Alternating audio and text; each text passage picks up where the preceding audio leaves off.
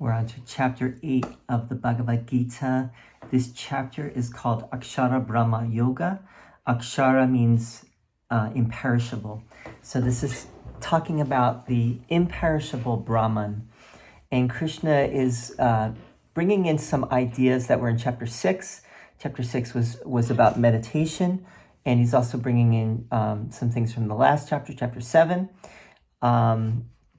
combining different aspects of what was said before, dhyana and bhakti, meaning meditation and devotion. And he's going to be primarily talking about one important idea, or you could say this chapter brings in a few important ideas, but one of the most important is the last thought that you have before you die. So let's get started. We're going to read verse 1. Here we go. Arjuna, and also let me just say that this chapter continues from the end of chapter 7, in which Krishna brought in some new concepts, and Arjuna now asks him about these concepts. So Arjuna uvacha, kim tad brahma, kim adhyatmam, kim karma purushottama, adibhutam, cha kim proktam, adidaivam, kim uchyate. Arjuna said, what is Brahman? What is adhyatma? What is action, O best among men? What is karma? What is adibhuta declared to be? And what is adidaiva said to be? These were all brought in at the end of chapter 7, these ideas. So Arjuna is now asking, what are these things? Krishna, adiyagya katam ko tra dehe smin madhusudana prayana kale chakatam gneyo si niyatat mabhihi. Who and how is Adiyagnya here in this body, O destroyer of Madhu, meaning Krishna, and how at the time of death are you to be known by the self-controlled? So Arjuna asks him, how are you to be known at the time of death? I believe that Krishna already brought in that idea, and that's why Arjuna is asking that question. Shri Bhagavan Uvacha Aksharam Brahma Paramam Svabhavo Dhyatmam Uchyate Bhuta Bhavod Bhavakaro Visargaha Karma Sannitaha. The Blessed Lord said, Brahman is the imperishable, the supreme. Akshara is that term, imperishable. Its essential nature is called self-knowledge, svabhava, adhyatmam. The offering to the gods that causes the existence and manifestation of beings and sustains them is called action. So, in other words, offering to the gods is karma. Brahman is Akshara Brahman. Its essential nature is called self-knowledge. Okay, so self-knowledge. Let's see what the word is. Adhyatmam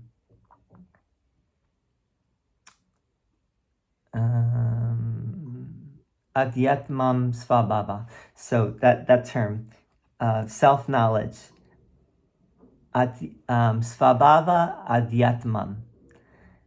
The knowledge of one's own self. You could say maybe self-realization. Verse 4, Shloka 4. Adibhutam ksharo bhavaha purushas chadi daivatam adiyagyo ham evatra deha britam vara. Adibhuta, knowledge of the elements, pertains to my perishable nature, and the purusha or the soul is the adidaiva. I alone am the adiyagya here in this body, O best among the embodied. And that seems to mean when Krishna says, I am the adiyagya, that means he is the one he is the one who receives all the offerings that are made.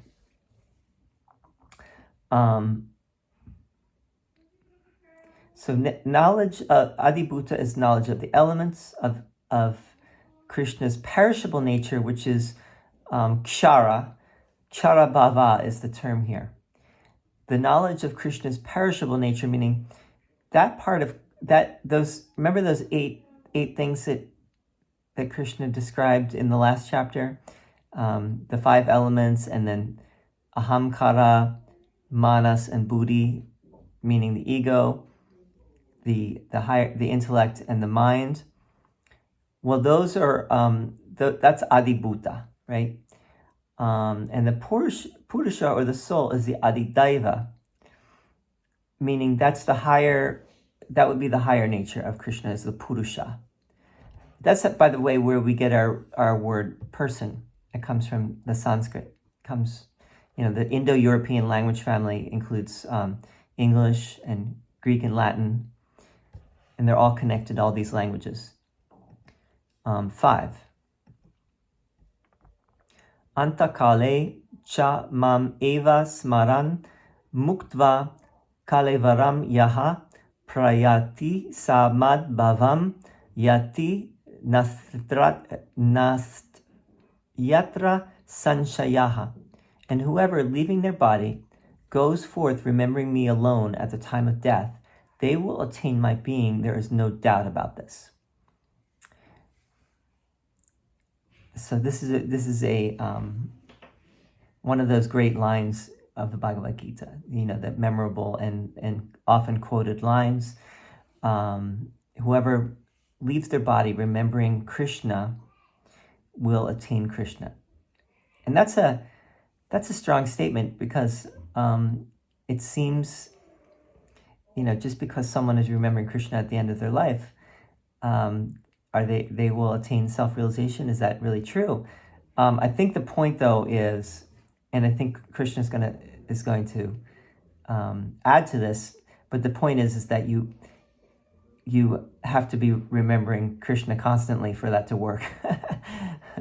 If you make Krishna the supreme goal of your life, and you remember Krishna even to the moment of death, then yes.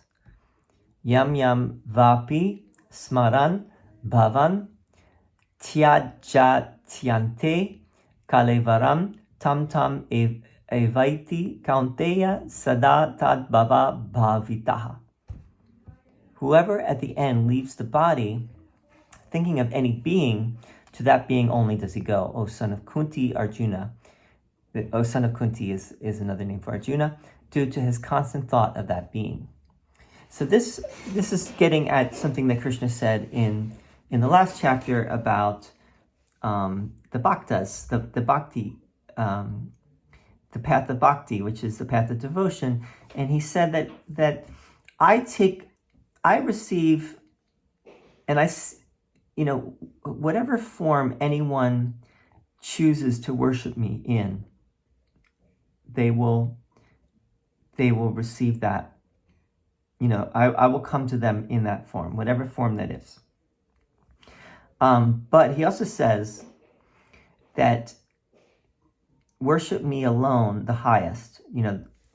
Worship me in the highest sense, and you will go to the highest. You'll go to the highest place. He says this in this chapter 2, and he's going to say it more here. But if those who worship the devas or something lower, they're going to go there, but they're not going to get to the final goal in their lifetime. Let's see what he says here. He's going to add to that idea.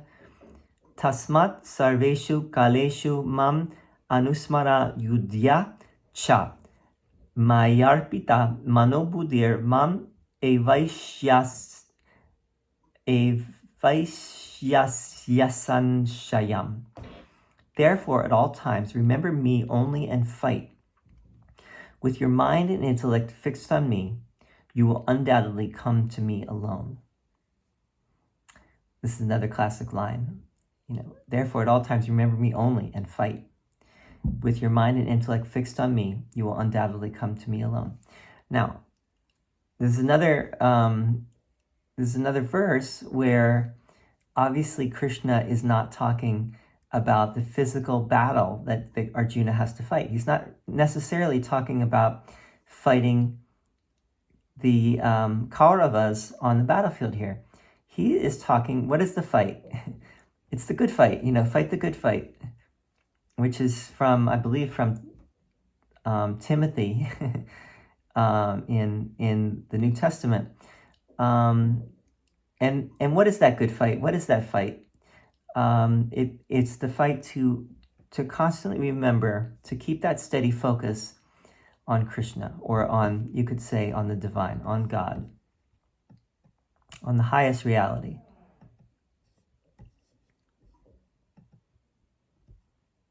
You should love the Lord thy God with all thy heart, all thy soul, and all thy might. That's the same idea. Abhyasa yoga yuktena cetasa nanya gamina paramam purusham divyam yati partanu chintayan. With the mind not moving toward any other thing, made steadfast through the practice of habitual meditation. Let's see. And constantly meditating, one goes to the Supreme Person, the resplendent, O Arjuna. The Supreme Divine Personality here is Paramam Purusham.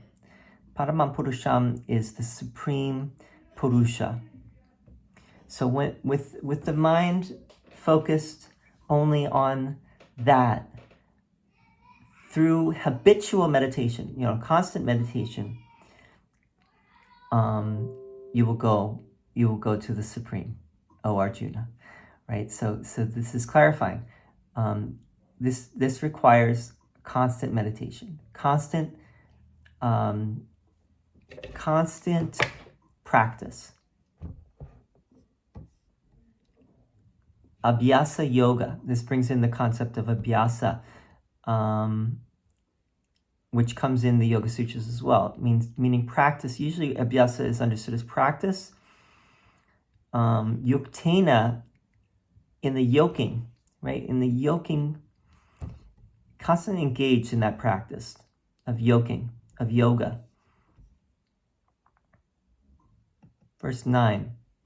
Kavim Puranam Anushasitaram Anur Aniyansam Anusmared Ya Sarvasya Dattaram Achintya Rupam Aditya Varnam Tamasah Parastat. It's interesting that it has this word Anusha Sitaram, has Sitaram in it. And that, okay, well, let's just read the translation. Whoever meditates on the omniscient, the ancient, the ruler of the whole world, minuter than an atom, the supporter of all, of inconceivable form, effulgent like the sun and beyond the darkness of ignorance. So whoever meditates on that, right? The ancient Purunam, the ruler of the whole world is Anusha Sitaram, smaller than the atom, the supporter of all, of inconceivable form. Aditya Varnam, effulgent like the sun.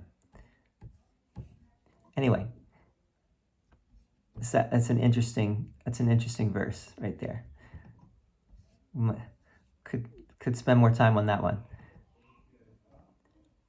Prayana kale manasa chalena bhaktya yukto yoga balena chaiva buruvor madhye pranam avesha samyak satam param purusham upaiti divyam. At the time of death, with an unwavering mind endowed with devotion by the power of yoga, fixing the whole life breath in the middle of the two eyebrows, he reaches that resplendent Supreme Person. Paramam, again, Param Purusham. So the yogi has this unwavering mind endowed with devotion. Devotion one-pointed devotion, fixing his whole life breath in the middle of the two eyebrows, he reaches the Supreme. So clarifying. It's not just thinking about Krishna at the end of one's life. It's a little bit more involved than that. Yad aksharam veda vido vadanti vishanti yad yatayo vitaraga yad ichanto brahmacharyam charanti tat tepadam sangrahena paravakshe. That which is declared to be imperishable, akshara. Remember that word akshara. This chapter is called Brahma Akshara, or Akshara Brahma Yoga. That which is declared to be imperishable by those who know the Vedas, that which the self-controlled ascetic, meaning the ascetics or the sannyasins, and passion-free enter, that goal desiring which celibacy is practiced, and that is brahmacharya, right? I will declare to you in brief. So he's going to tell Arjuna now what is that which is declared to be imperishable by those who know the Vedas, the goal. He's going to declare that goal, right? That goal, and the goal is padam. Padam, that goal, Krishna will declare to Arjuna now. What is that akshara? What is that akshara Brahma? What is that? Sarva dvarani sanyamya manohridi nirudhya cha mud yadayatmanaha pranam astito yoga dharanam. Having closed all the gates, remember the gates of the body, the 9 gates, 2 eyes, 2 ears, the mouth, 2 nostrils, and the anus and the genitals. Those are the 9 gates.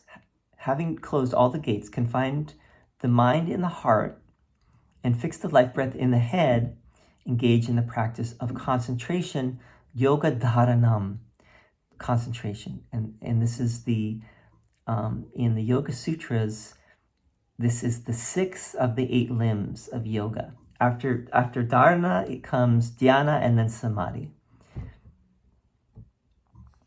So this is, I think, the first mention that we have of concentration.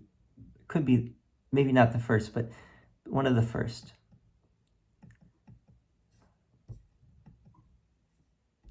Om ityeka ksharam brahma vyaharan mam anusmaran ya prayati tyajan deham sayati paramam gatim. Uttering the one-syllabled Om, right? The Om has one eka aksharam, one syllable. The Brahman, and remembering me, he who departs leaving the body attains the supreme goal. Now, this is the first time that Krishna mentions Om. I mean, he actually said, "I am Om." Or in the last chapter, he said, "I am Om." Now he's saying, if you utter this syllable Om, which is Brahman, which is the symbol of Brahman, or you could say the signifies Brahman. When you leave your body, you will go there. You will go to Brahman, right? You will go to Brahman. Now, it's a little bit of a play on words, maybe, because this eka aksharam. Remember akshara. Akshara means imperishable, but here it means syllable. Ekam aksharam is the one syllable Om. So there might be a little play on words. I'm not sure, because I'm not a scholar per se of this, but I sense that may be the case. Ananya chetaha satatam yomam smarati nityashaha tasyaham sulabhaha partha nitya yuktasya yoginaha. I am easily attainable by that ever steadfast yogi who constantly and daily remembers me for a long time, not thinking of anything else, with a single-minded or one-pointed focus, O Partha. So this yogi is constantly yoked. Now this is why it doesn't work just to think about Krishna at the end of your life, at the very end, but he's saying the yogi does this all the time. And actually he says this is easily attainable. Sulabha. It's easily attainable by the one who does this all the time. That yogi will just slip right into the absolute upon death. Maybe not so much someone who does not constantly practice. Mam upetya punar janma dukkha layam ashashvatam napnuvanti mahatmanaha sansiddhim paramam gataha. Having attained me, these great souls do not take birth again here, a place of pain and impermanence, but have reached the highest perfection of liberation. They've reached the paramam, the highest, sansiddhim, perfection. Remember that word Mahatma. That Mahatma is the great souls. The great souls, the gyanis, the great souled ones. They leave behind this world of dukkha alayam, this place of misery, this place of suffering, and ashashvatam, temporary, this temporary place of suffering.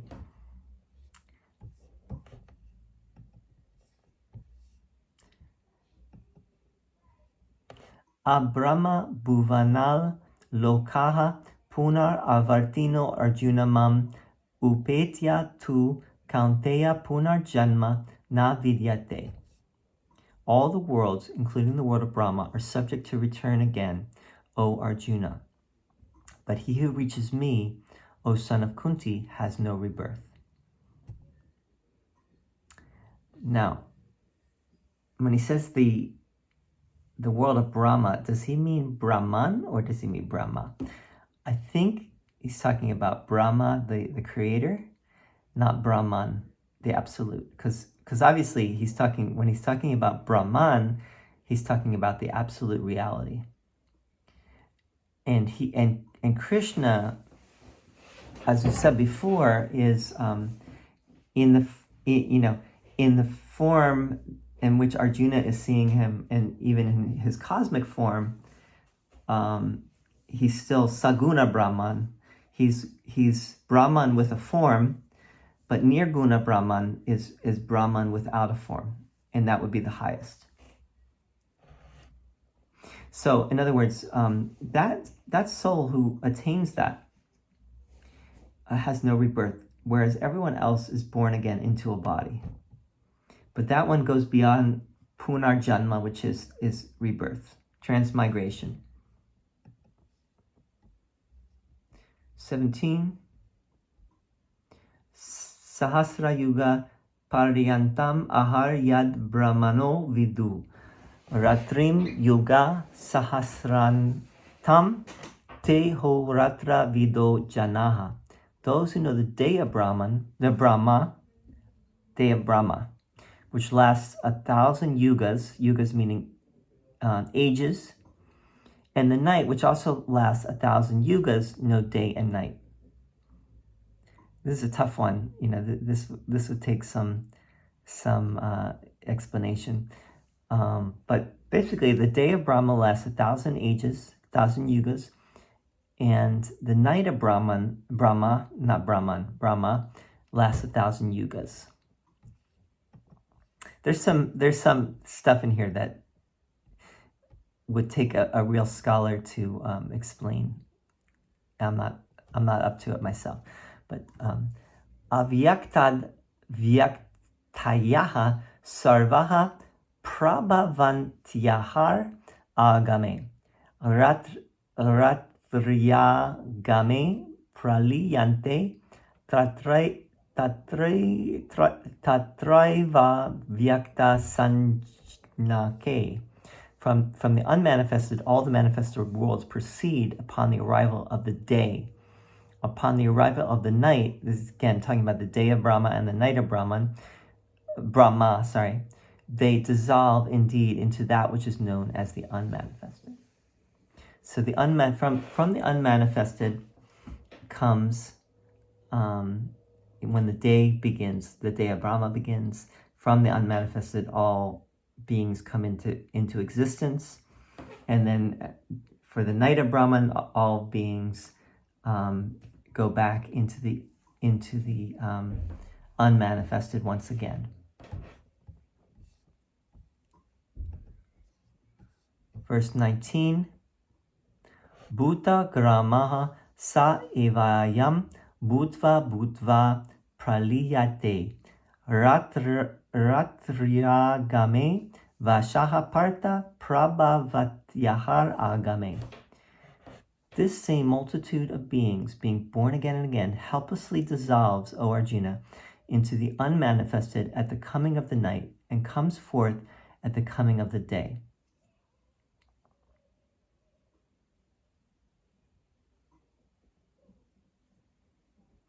Helplessly dissolves. What is that? Praliyate. Right? Bhutva. They repeatedly taking birth. They dissolve into the unmanifested. So everything dissolves back in the night of Brahma. During the day of Brahma, everything comes into being, and everything goes back during the night of Brahma.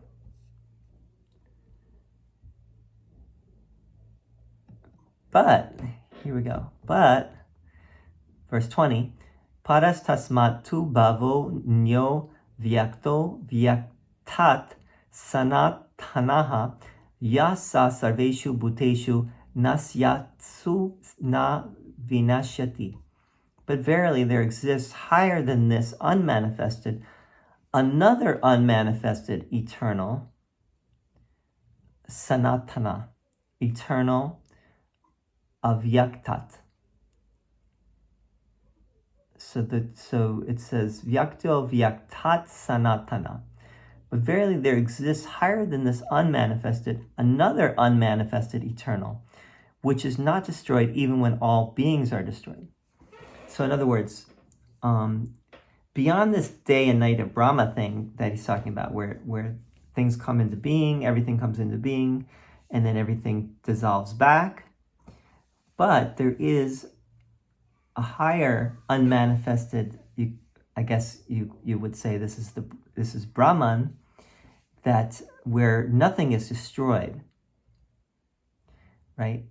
That is beyond the night and day of Brahma. So he'll say more about this in a moment.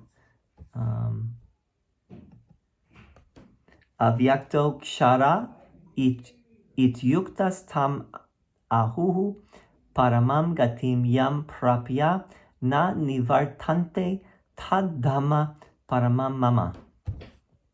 What is known as the unmanifested and the imperishable, that is said to be the highest goal. So this akshara, avyakta is the unmanifest, and akshara is the imperishable. That is said to be the highest goal. Those who reach it do not return to the world or to samsara. That is my supreme abode. Paramam mama. Dhamma paramam. Dhamma paramam mama. That is my supreme abode.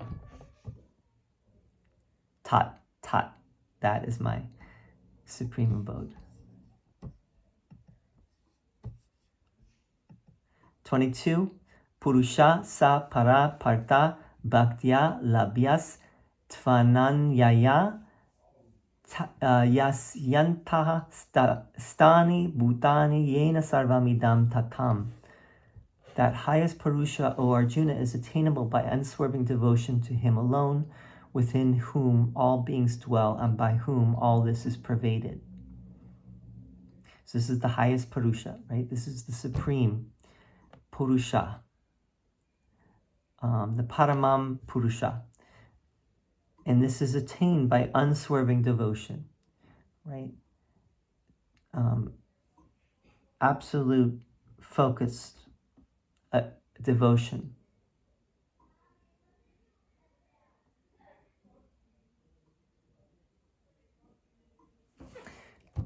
Okay, so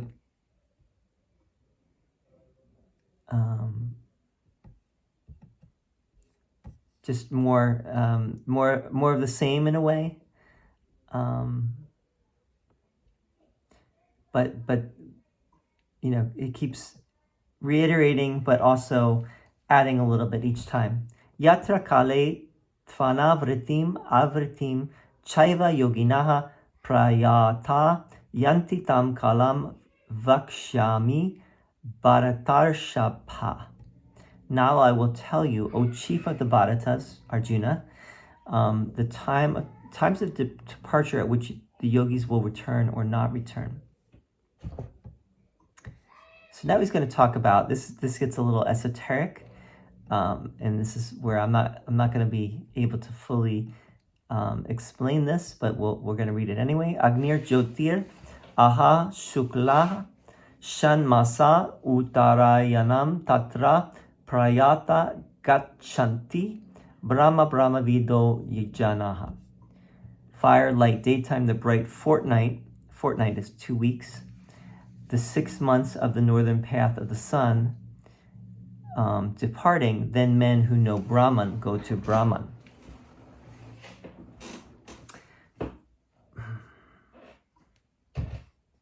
Let's just read the next one and then we'll talk about these. 25. Dumo ratris tata krishnaha shan masa dakshinayanam tatra chandramasam jyotir yogi prapya nivartate. Attaining the lunar night through smoke, nighttime, the dark fortnight. And the dark fortnight of the moon is actually called Krishna, which is interesting. And the 6 months of the southern path of the sun, the yogi returns. Now, what does this all mean? I really don't know. Has something to do with it probably has something to do with the night and the day of Brahma, but I'm not sure. We'll have to look that up. Shukla Krishne Gati Hyete Jagata Shashvate Mate Ekaya Yat Ya Navritim Anyaya Vartate Puna. The bright and dark paths of the world are thought to be eternal. One leads to no return and the other leads to return. So Shukla is bright and Krishna is dark. Again, the Krishna, right? The bright and dark paths, they're thought to be eternal. One leads to no return and the other leads to return. So let's go back for a moment.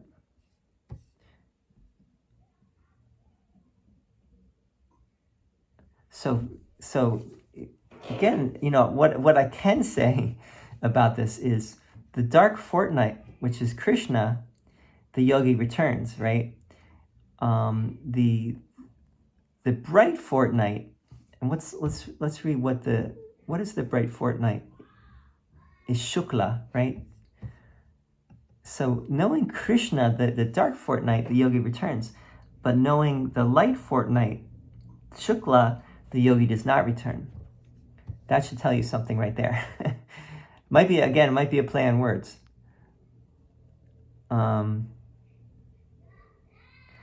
So verse 27, Naite Shriti Parta Janan Yogi Muyati Kaschana Tasmat Sarveshu Kaleshu Yoga Yukto Bhavarjuna.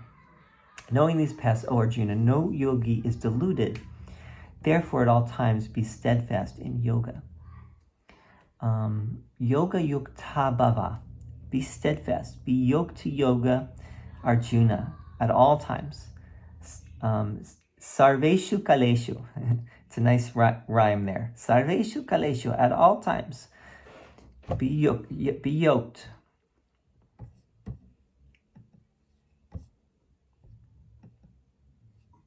Vedeshu yagnyeshu tapashu chaiva daneshu yat punya phalam pradishtam atyeti tat sarvam idam viditva yogi param stanam upaiti chadyam.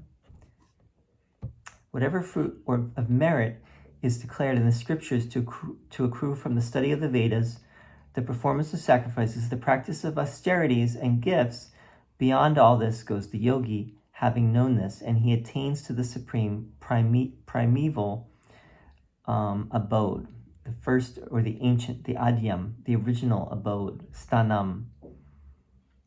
He achieves it, upaiti. He achieves this eternal abode. He goes beyond all these other things, right? The scriptures, the sacrifices, austerities, gifts. Yogi goes beyond all those things by knowing those paths, the Shukla and the Krishna paths. Whatever that means. Not exactly clear. But anyway, that's the end of this chapter. It had only 28 verses. And next time we're going to go in chapter 9, Raja Vidya Yoga. So we'll see you there. And hopefully this was helpful. Please leave a comment. Feel free to leave a comment. If you have any questions, let me know. And we're gonna be going through all of the 18 chapters of the Bhagavad Gita. Hopefully by the end of January of 2024. Right now we're January 15th, so we have about 9 or 10 more chapters to go. We'll see you soon. Thank you. Om.